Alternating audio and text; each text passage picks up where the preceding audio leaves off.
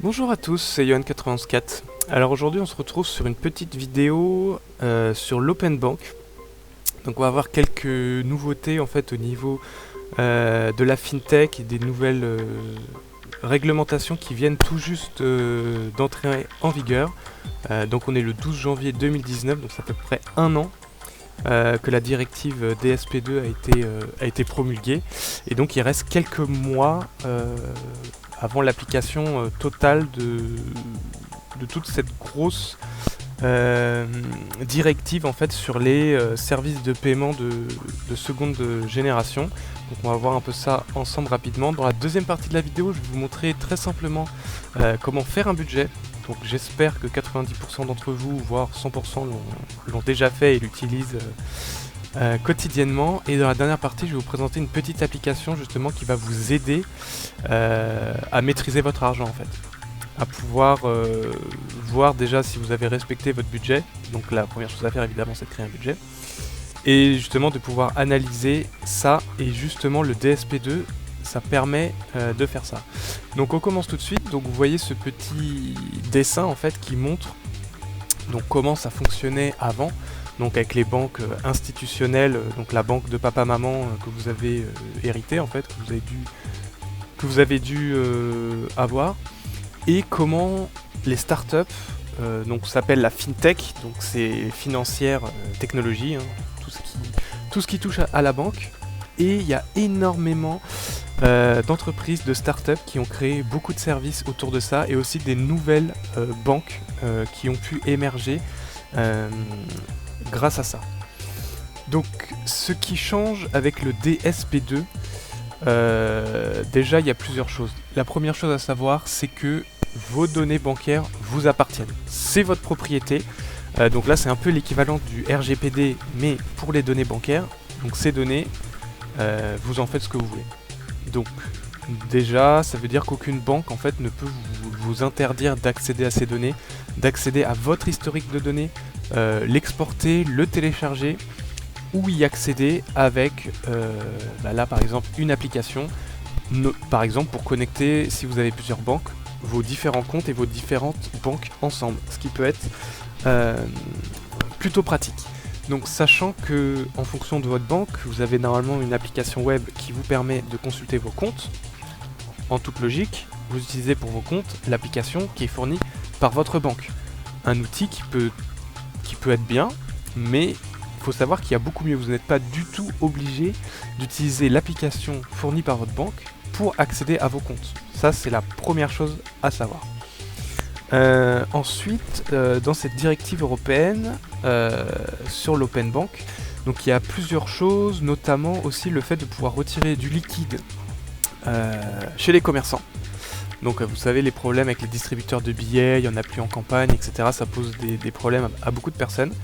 Et pour les commerçants aussi, c'est très pénible de collecter la monnaie, de devoir faire des rouleaux, de mettre du cash dans des enveloppes et d'aller le déposer à la banque. Tout ça, c'est de la gestion, ça prend du temps. Donc ce qui fait que là, en 2019, tous les commerçants de France deviennent des distributeurs de billets.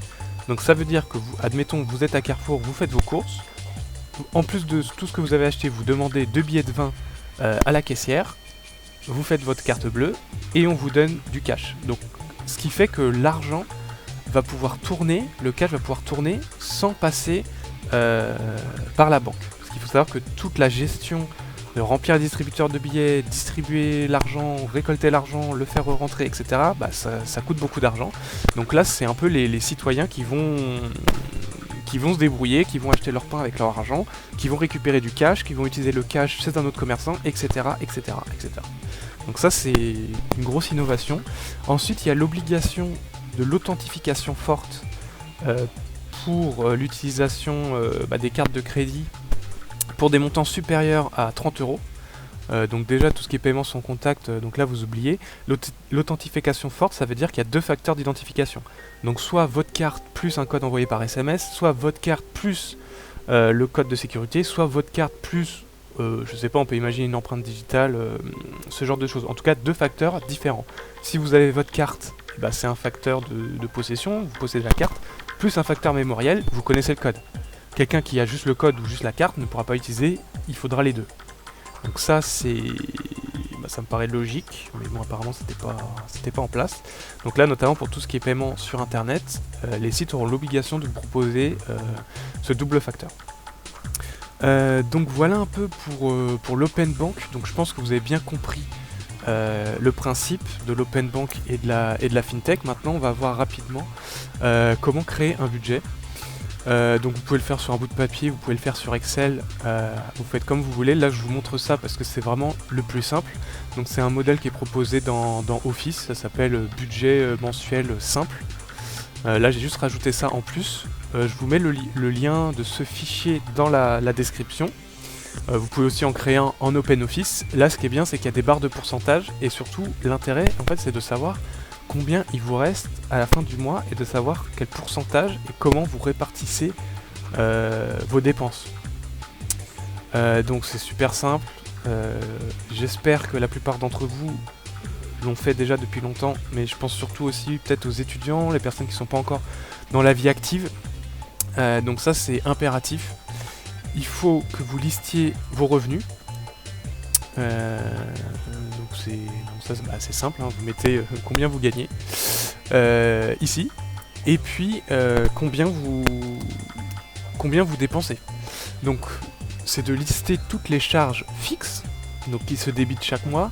Ça peut, le téléphone, la facture d'eau, l'internet, l'eau, enfin l'électricité, les mutuelles, les assurances, les courses parce qu'il faut bien manger, le loyer ou le crédit.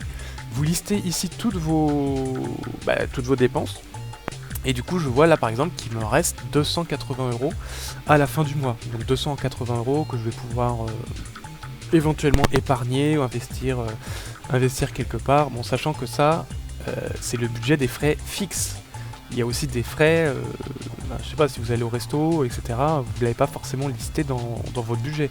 Quoique vous pouvez le faire. Vous pouvez vraiment entrer toutes vos dépenses et du coup obtenir ce très beau camembert donc qui vous montre de façon prévisionnelle ce que vous allez dépenser.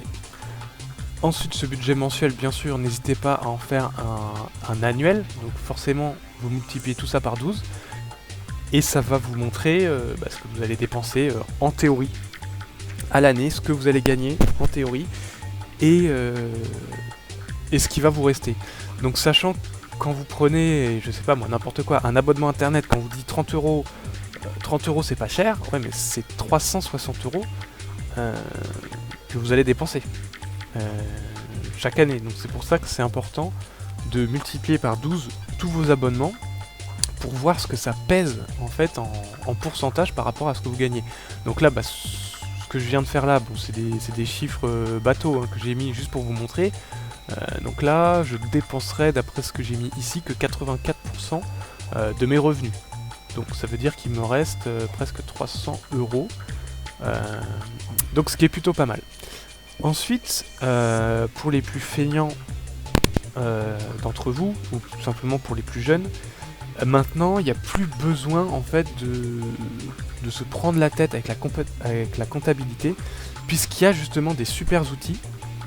Donc notamment des applications qui vont vous permettre de gérer votre argent de façon très très simple. Donc là ça c'est l'application Bankin. Donc vous voyez ça ressemble un peu au budget que je viens de vous montrer juste avant. Donc là par contre ce sont vos données bancaires. Donc tout l'argent de votre compte va se retrouver ici dans cette application et ça va vous montrer tout ce que vous avez dépensé. Donc un petit camembert sympa, si j'arrive à l'afficher. Alors pourquoi ça veut pas? Alors là c'est vrai que c'est un émulateur Android, ça je sais pas si c'est vraiment fait pour faire ça. Comment j'affiche? Donc sachant qu'il y a un petit coach qui vous explique pas mal de choses sur comment gérer votre argent. Et donc là, vous voyez par exemple que mon logement, donc c'est-à-dire tout compris, donc l'assurance, l'habitation, le loyer, l'électricité, l'eau, et ça qu'est-ce que c'est? Ça c'est des choses que j'ai achetées. en septembre 2018. Et donc ça vous permet comme ça de gérer votre budget.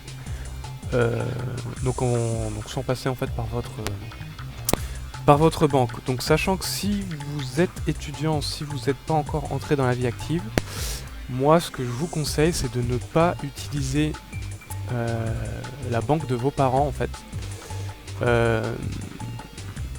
La banque ancestrale dont vous avez hérité, parce que vos parents ont certainement dû vous créer un compte. Donc je vous montre un peu ici le classement, donc c'est simplement à titre indicatif, qui vous montre toutes les différentes banques.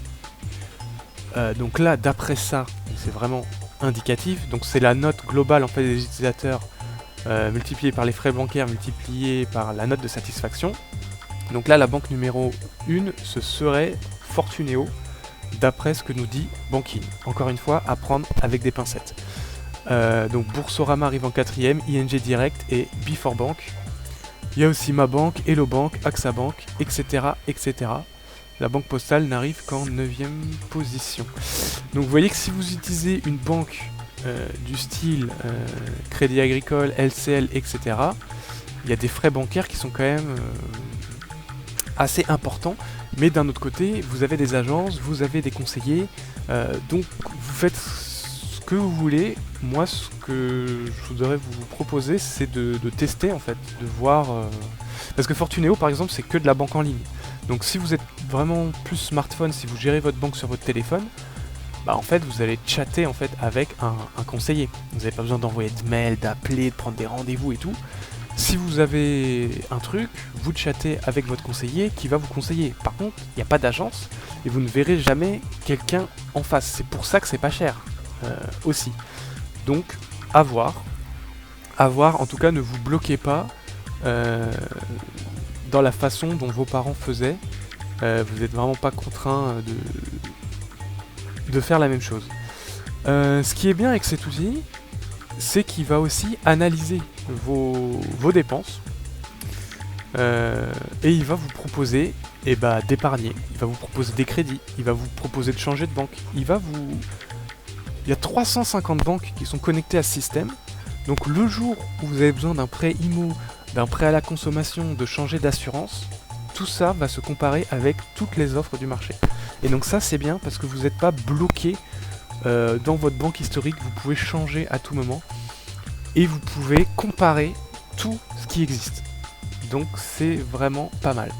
Ici, donc là j'ai fait exprès évidemment, je vous montre pas les montants, hein, je vais pas vous raconter ma vie, mais comme ce que vous venez de faire là sur Excel, vous allez pouvoir également le faire dans l'application. Donc là, je sais pas moi, l'assurance voiture, là moi je suis en train de payer ma voiture, donc j'ai un crédit là sur 12 mois, donc bon, faut bien que je le rembourse. Ici l'alimentation, alors là ça me paraît énorme, mais bon, je vais mettre 400 €.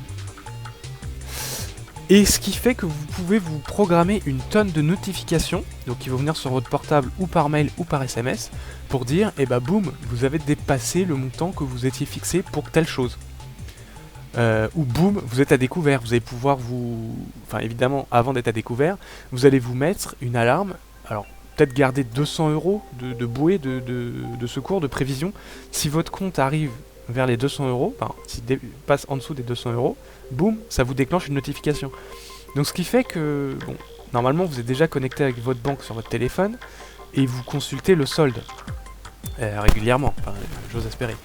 Là, avec ça, pour chaque dépense, déjà vous allez recevoir une petite notif qui va vous montrer ce qui se passe sur votre compte, même avant que ça se passe.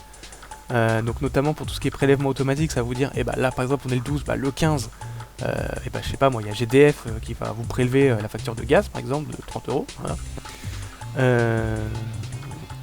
Et donc comme ça vous gérez au quotidien et vous maîtrisez votre argent. Donc voilà ce que je pouvais dire sur l'open bank, sur Banking et sur le budget. Donc je vous mets 2 articles à lire sur la FinTech en description. Je vous mets ce petit fichier que vous pouvez télécharger. Si vous utilisez OpenOffice, il faudra sûrement reconstruire les tableaux pour que ça fonctionne bien. L'application Banking, vous la trouvez sur l'App Store. et vous pouvez connecter tous vos comptes. Donc sachant que là, cette fameuse directive, la DSP2 dont je vous ai parlé, elle est entrée en vigueur. Bankin, c'est le premier institut, la start-up en fait, qui a obtenu l'agrément de la Banque de France.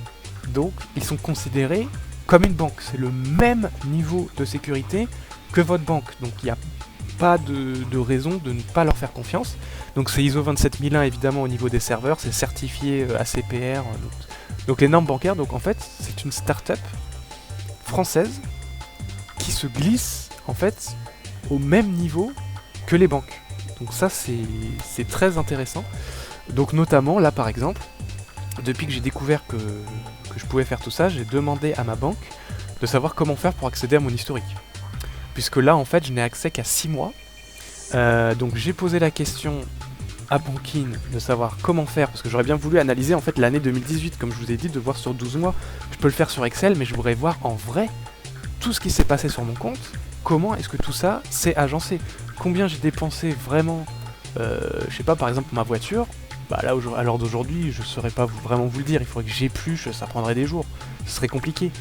Donc ce qu'ils m'ont répondu, c'est que eux, ils ont accès que à ce que la banque nous fournit, c'est-à-dire seulement 6 mois, mais qui gardent ça en stockage et en mémoire pour moi, pour vous, pour vous permettre de faire tout ça. Donc ce qui veut dire que dans 6 mois, enfin on va dire plutôt dans un an, je pourrais analyser toute l'année 2019, puisque eux auront gardé en fait toutes ces données bancaires pour justement pouvoir les analyser pour plus tard. J'ai posé la question à ma banque, j'attends de voir ce qu'ils vont me répondre. D'après ce que j'ai vu, ce serait payant en fait. Ils peuvent vous filer en fait l'historique sur 5 ans je crois, ou sur 4 ans, mais en fait c'est juste un PDF, c'est juste un bout de papier. Donc c'est des données dont vous ne pouvez rien faire. Vous n'aurez pas les données en CSV, vous ne pourrez pas les analyser, vous ne pourrez pas les réinjecter. Donc voilà. Donc tout ça évolue. En 2019, ça va encore évoluer dans les 12 mois, dans les 18 mois qui viennent. Il y aura de plus en plus comme ça de coachs en ligne, qui vont analyser ce que vous faites, qui vont vous aider à gérer votre argent. Donc bah juste profitez-en. Voilà ce que j'avais à vous dire aujourd'hui. À bientôt.